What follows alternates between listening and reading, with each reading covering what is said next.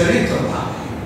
हम जिस वृंदावन में बैठे हैं, ये वृंदावन भगवान का लीला भाग है। इस लीला भाग में, इस लीला भाग का चिंतन किया जाता है, अमल में लाया। ध्यान रखना, इसको कार्यान्वित नहीं किया, अमल में नहीं लाना। अमल में नहीं लाने के लिए ये लीला भाग है। इसका हम जब चिंतन करेंगे तो हमारा अंतःकरण, हृदय पवित्र होगा। और एक भगवान का चरित्र भाग है, जैसे रामचरित्र है, गोस्वामी तुलसीदास जी ने रामचरित्र लिखा ना, वाल्मीकि जी ने भी लिखा, वो राम जी का चरित्र भाग है। श्री कृष्ण का जो चरित्र भाग है, मथुरा की लीला, गुरु जी के पास जाना, पढ़ना, सांदीपन गुरु के पास से आने के बाद द्वारिका में जो लीला की है, द्वारिका में जो भगवान का स्वरूप रहा है, वो जीवन में उतारने लायक।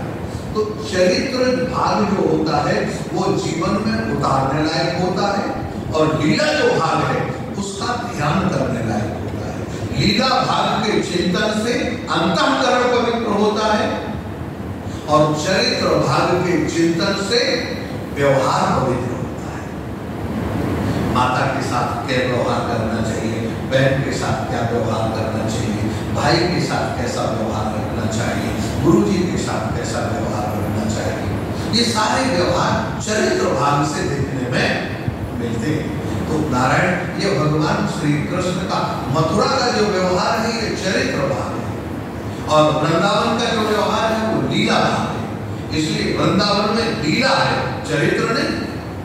और इस लीला में भी 3 भाग है, और ध्यान से सुने, कुंज लीला है, निकुंज लीला है, और विविध निकुंज लीला है।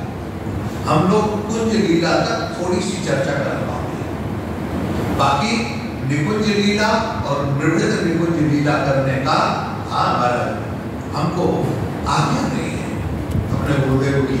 और वो भी वृंदावन के अलावा बाहर नहीं। हमारे स्वामी जी बैठे हैं, नारायण रायपुर कथा कर रहा था, तो प्रतिवर्ष जाता हूँ संभवतः वहाँ, तो स्वामी श्री सत्य स्वरूपानंद जी महाराज, बड़ा मुझे आनंद मिला, और उनका बहुत बड़ा आशीर्वाद मेरे साथ रहा, और हमेशा वो कथा की गंभीरता पर विचार करते थे। उन्होंने जब रासलीला मेरे से सुनी तो नारायण ने कहा कि आचार्य जी, आप, मैं चाहता हूँ कि विविध निकुंज लीला मेरे सामने कुछ वर्णन करें, बड़ा मन है सुनने का। मैंने स्वामी जी से चरणों में प्रणाम करके कहा, महाराज जी आप क्षमा करें, यह तो वृंदावन के अलावा हम कहीं रासलीला इत्यादि की चर्चा नहीं करते, तो आप सामने हैं, तो मैंने आपको वृंदावन की एक बड़ी सुलझी हुई गोपी मानकर कि मैं उनको कथा सुना रहा हूँ, रासलीला की कथा सुनाई। अब निकुंज और विविध निकुंज की लीला तो बहुत संभव नहीं है, ये तो वृंदावन में ही संभव है। वृंदावन के शासकों के लिए, वृंदावन की भूमि में हम लोगों को अधिकार नहीं। जब पढ़ाया जाता था तो ये बताया जाता नारायण, तो ये अनाधिकार चेष्टा हो, क्योंकि इस लीला का वो गलत अर्थ लगा सकते हैं। इस लीला से उनकी मानसिकता पर दुष्प्रभाव पड़ सकता है, क्योंकि अगर मन परिपक्व नहीं है और साधना में नहीं है तो नारायण दिशा भटक सकती है। इसलिए सब उसके अधिकारी। वृंदावन के अंदर ये 3 लीलाएं हैं, एक कुंज लीला है, एक निकुंज लीला है, और एक विविध निकुंज लीला, एक से एक दिव्य लीला। इनका केवल ध्यान करना है, ग्रंथ तमाम मिलते हैं नारायण, और योग कोई मिले और अधिकारी समझ में आए तो उनसे ऐसे महापुरुषों से पढ़ सकते हैं। लेकिन चरित्र भाग जीवन में होता है। आप देखें, भगवान श्री कृष्ण ने महाराज योग माया को जब कहा ना, यहाँ से आप हमारा काम करें, योग माया ने प्रणाम किया, कहा महाराज जो आज्ञा, ऐसा कहकर, और योग माया ने बलराम जी को रोहिणी के गर्भ में स्थापित किया।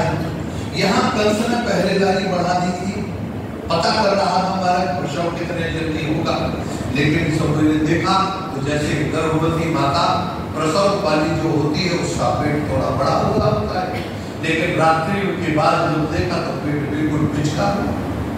लोगों में बदनामी हो गई, कहा कंस इतना दुष्ट है कि लगता है देवकी का गर्भ जो है वो अंदर ही नष्ट करवा दिया इसको। अब महाराज ये बदनामी दूसरे दिन क्या हुआ किसी को कोई पता नहीं, नारायण जी को कोई पता नहीं हुआ। अब वो धीरे धीरे धीरे धीरे एक समय आता है। कौन सा समय? भगवान श्री कृष्ण ने, आप देखें, एक महीना चुना।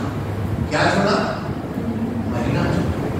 एक हम लोग परम भाग्यशाली है, ध्यान रखना, इतने बड़े भाग्यशाली नहीं, अत्यंत भाग्यशाली है कि भारत देश, और उस भारत, ऐसे भारत देश में जहां नदियों को और वृक्षों को भी माता पिता कहकर संबोधन किया जाता है।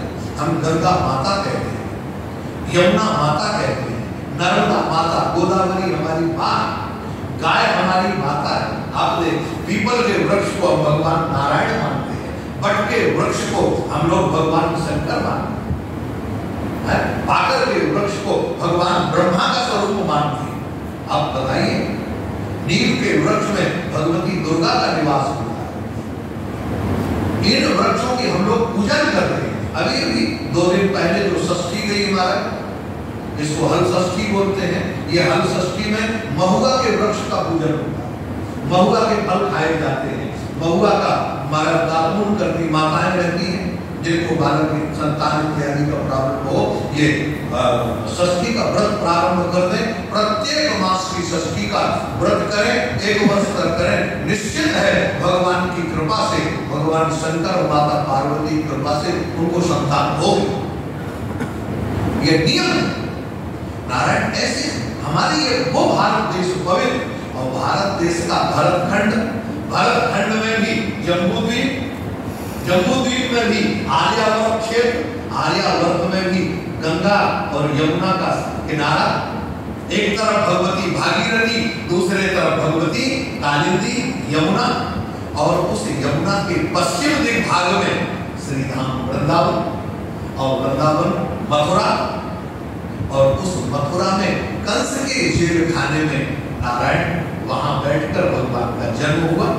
और हम लोग वो जन्म, आज उस जन्म महोत्सव यहाँ माँ भगवती शारदा और माँ परमहंस जी की गोद में बैठकर यहाँ पर मना रहे हैं। इससे बड़ा और भाग्यशाली दिन कभी हो सकता है?